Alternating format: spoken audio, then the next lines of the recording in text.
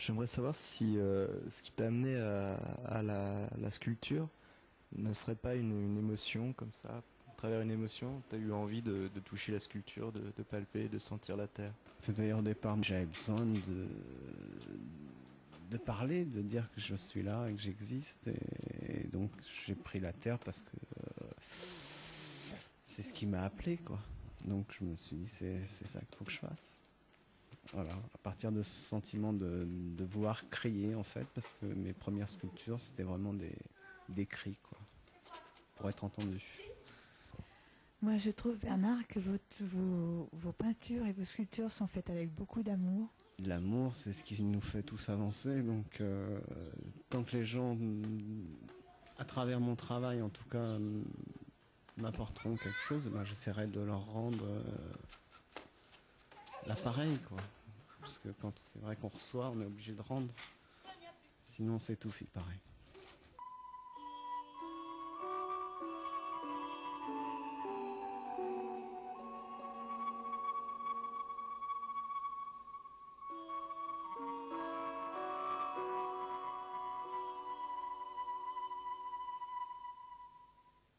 Pour moi, je vois en volume, c'est-à-dire j'ai l'impression que ce que je vois, je peux le reproduire, ce qui est en volume.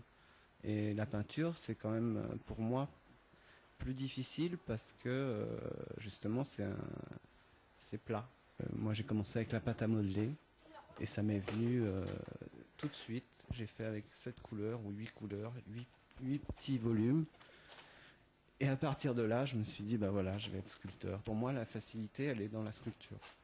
J'ai plus de mal à faire vivre un tableau qu'une sculpture. Le volume permet de faire vivre les objets que vous représentez. C'est plus proche de la vie. C'est plus vivant. Pour moi, elles sont plus vivantes, mes sculptures, que mes peintures. Parce que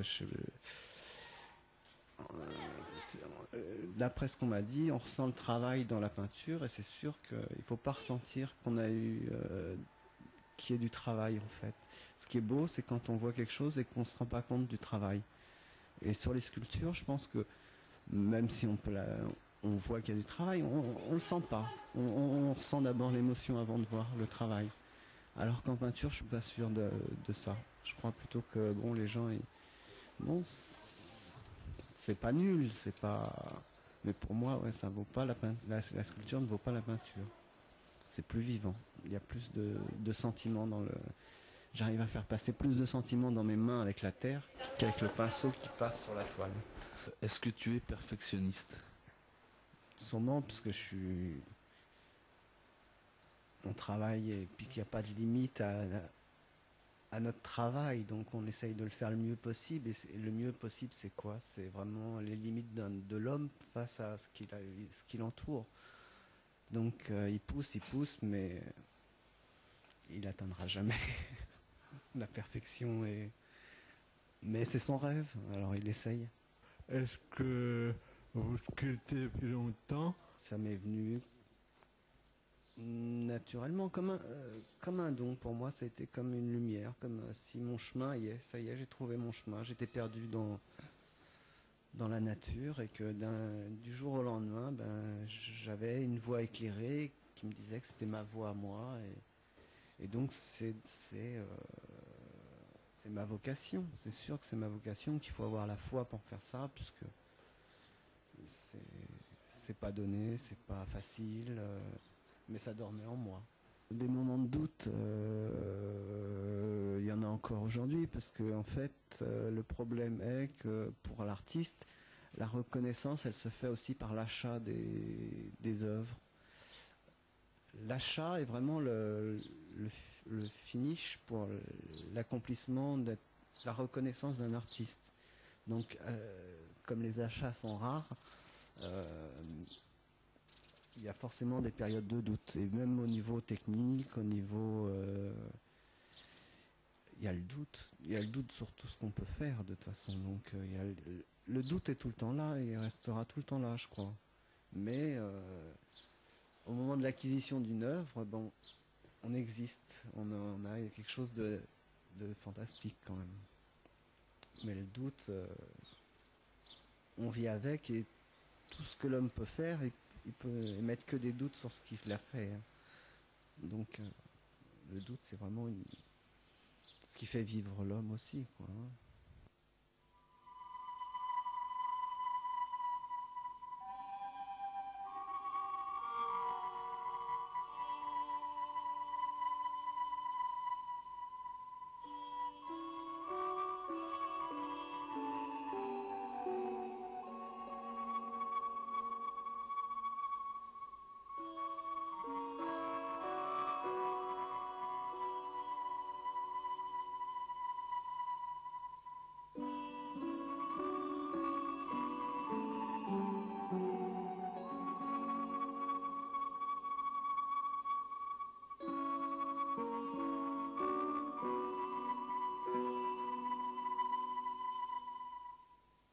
Quand je regarde la sculpture là en forme d'arbre, je la regarde à une certaine distance et je vois des bourgeons un peu partout.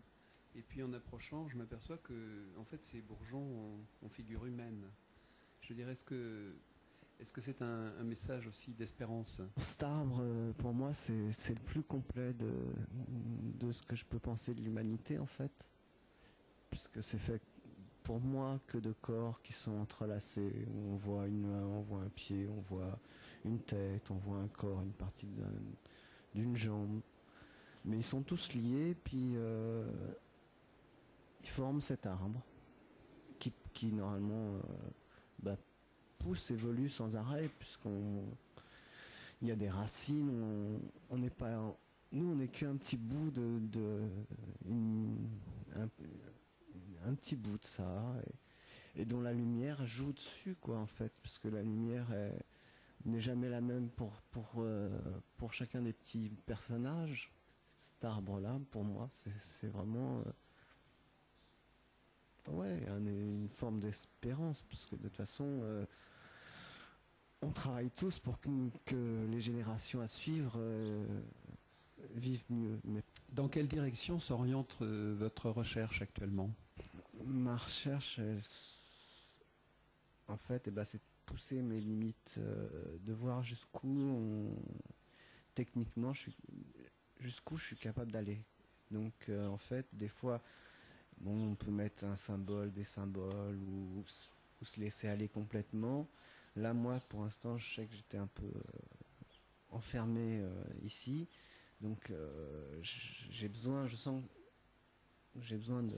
d'un autre espace pour pouvoir justement pousser plus loin. À travers la sculpture, je cherche quand même ce que représente l'humanité et la recherche sur l'homme lui-même, en fait. Et je crois que c'est inépuisable, donc je peux y passer ma vie, quoi.